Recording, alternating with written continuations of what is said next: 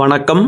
முனைவர் கி. ராம் கணேஷ். இன்றைக்கி நாம் 8 தொகை நூல்களுள் ஒன்றான பதிற்றுப்பத்து என்ற புற நூலிலிருந்து 44வது பாடலை விளக்கத்தோட இந்த பதிவில் பார்க்க போகிறோம்.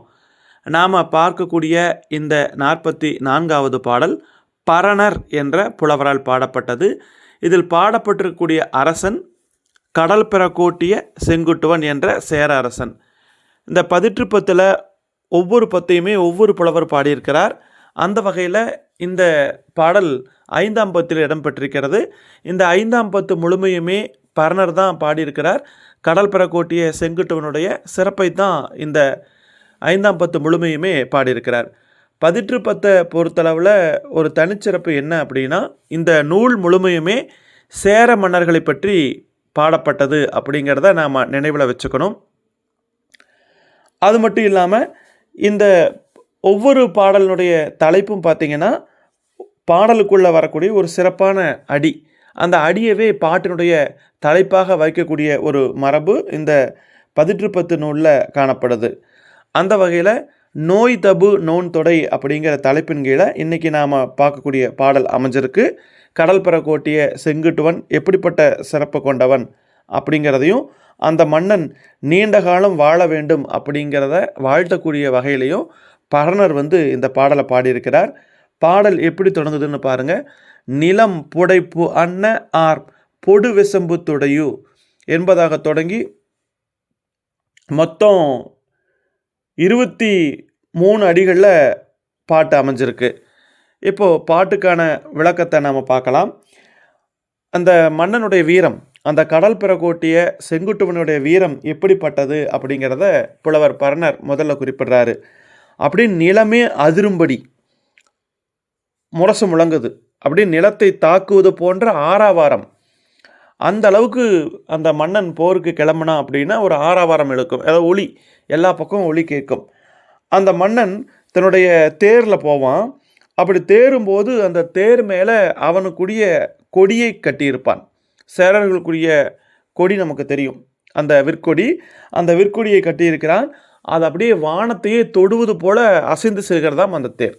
அதாவது நிலமே அப்படியே நிலத்தையே தாக்கிறது மாதிரி ஆறாவாரம் எழுகிறது.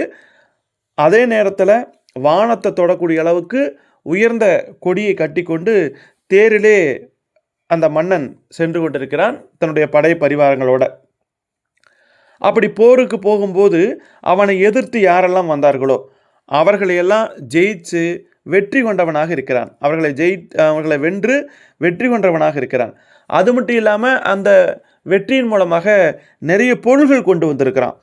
அந்த பொருள்கள்லாம் அவ்வளோ சீக்கிரம் கிடைக்காது, அப்படிப்பட்ட அருமையான பொருள்கள். அப்படி அந்த பகைவரை வென்று கிடைத்த அந்த பொருள்களை எல்லாம் தனக்குன்னு பாதுகாத்து கொள்ளாமல் பிறருக்கு கொடுத்து மகிழக்கூடியவன் நீ.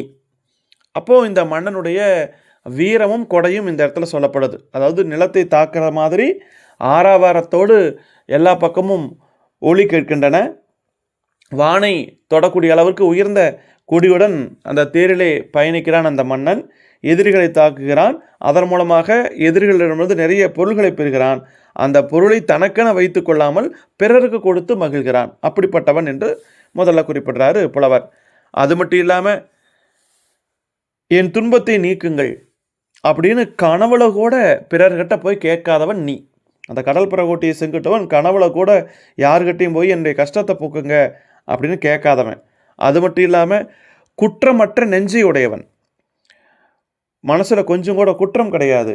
அதே மாதிரி அவனுடைய நடை எப்படி இருக்குன்னா பெருமிதமாக இருக்குமா, ஜெயிச்ச நடை. எப்போவுமே ஜெயிக்கிறதுனால அவனுடைய நடையை பார்த்தீங்கன்னா ஒரு கெத்தாக இருக்குன்னு சொல்லுவோம் இல்லையா, அப்படியாக ஒரு பெருமித நடையை உடையவன், அப்படிப்பட்ட தலைவனே அப்படின்னு சொல்லி வாழ்த்துறார். அதற்கப்புறம் நண்பனுக்காக உதவியதை பற்றி குறிப்பிடுறாரு பரணர். இந்த கடல் பெறக்கோட்டிய செங்குட்டுவனுக்கு ஒரு நண்பன் இருக்கின்றான். அவனோட பேர் அருகை என்று பெயர். அவன் உளிங்கை மாலை சூடி போர் புரியக்கூடியவன். அவனுக்கும் மோகூர் மன்னனுக்கும் இடையில ஒரு பகை. அதாவது கடல் பெறக்கோட்டிய செங்குட்டுவனுடைய நண்பன் அருகை என்பவனுக்கும் மோகூர் மன்னனுக்கும் இடையில் ஒரு பகை ஏற்படுது.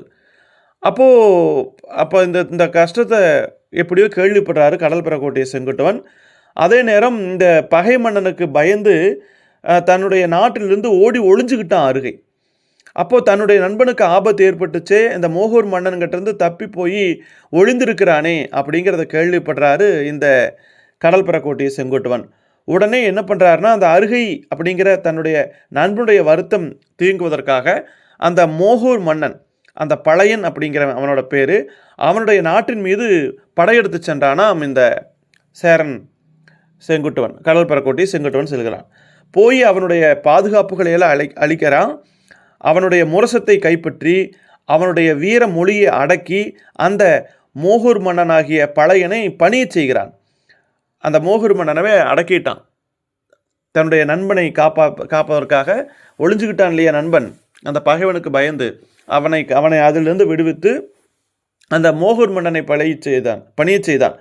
அது மட்டும் இல்லாமல் அந்த மோகூர் மன்னனை அடக்கினதோடு மட்டும் இல்லாமல் அவனுடைய காவல் மரமான வேம்பினை வெட்டினான். வேப்ப மரத்தை வெட்டிட்டு வந்துட்டான். அதை முரசம் செய்ய, அந்த வேப்ப மரத்தில் முரசு செய்வதற்காக ஒரு வண்டியில் கட்டி அதை யானைகளை பூட்டி இழுக்க செய்தான். அப்படிப்பட்ட வண்டியை செலுத்திய வேந்தே அப்படின்னு சொல்லி குறிப்பிட்றாங்க. அப்போ நண்பன் அந்த அருகை அப்படிங்கிறவனுக்காக அந்த மோகூர் மன்னன் மீது போர் தொடுத்தவன், அந்த மோகூர் மன்னனுடைய அரண்களை அழித்தவன், அவனுடைய முரசத்தை கைப்பற்றியவன், அவனுடைய வீர மொழியை அடக்கியவன், அது மட்டும் இல்லாமல் அவனுடைய வேப்ப மரத்தை வெட்டி கொண்டு வந்து தன் நாட்டிலே முரசு செய்வதற்காக கொண்டு வந்தவன் அப்படின்னு சொல்லி இந்த சேரன் கடற்பெறக்கோட்டி செங்குட்டுவனுடைய சிறப்புகளை பற்றி சொல்கிறார் பரணர். அதற்கப்புறம் வீரர் எல்லாரும் ஏற்றி புகழ்வதற்கு காரணமான வலிமை நிறைந்த நோயற்ற உடலை உடையவனே, அதுதான் அந்த பாடலினுடைய தலைப்பே, நோய் தபு நோன்புடை, அதாவது நோயற்ற வலிமையான உடம்பை உடையவனே அப்படின்னு அர்த்தம். பகைவர் எல்லாருமே பயப்படுவாங்க, அந்த அளவுக்கு வலிமை வாய்ந்தவன். வீரர்கள் எல்லாருமே புகழ்வாங்க. அப்படிப்பட்ட வலிமை நிறைந்த நோயற்றதான உன்னுடைய உடம்பினை பாணனுடைய மகள் பாடுகிறாள். கொழுப்பு இல்லாத இறைச்சி துண்டை வச்சுட்டு அந்த ஆண் ஆந்தை மறந்துடுது. அந்த ஆந்தையை பெண் ஆந்தை துன்பப்படுத்துமா. அப்படிப்பட்ட சுடுகாடு, அது பிணம் சுடக்கூடிய இடம்.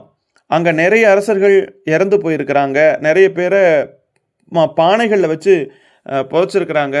வன்னிமரம் நிற்கக்கூடியதாக அந்த சுடுகாடு இருக்கிறது. அப்படிப்பட்ட சுடுகாடு உன்னுடைய உடம்பை மட்டும் என்றும் காணாது. அதாவது உனக்கு எப்போவுமே இறப்பு கிடையாது. எத்தனையோ பேர் அரசாட்சி பண்ணவங்களாம் இறந்து போயிருக்காங்க, அழிஞ்சு போயிருக்காங்க, பானைகள் அவங்கள புதைச்சிருக்காங்க. ஆனால் நீ வலிமையான நோயற்ற உடம்பை உடையவன், அதனால் உனக்கு இறப்பு அப்படிங்கிறது எப்போவுமே கிடையாது. உன்னுடைய உடலை அதை சுடுகாடு என்றைக்குமே காணாது. நீ எப்பொழுதும் நீண்ட காலம் நோய் இல்லாமல் வாழ்வாயாக அப்படின்னு வாழ்த்தக்கூடிய வகையில் தான் இந்த பாடல் அமைஞ்சிருக்கு. மிக்க நன்றி. மீண்டும் நாம் இன்னொரு பதிவில் சந்திக்கலாம். வேறு ஏதாவது சந்தேகங்கள் இருந்துச்சு, விளக்கம் தேவை அப்படின்னா நீங்கள் குறிப்பிடலாம். நன்றி.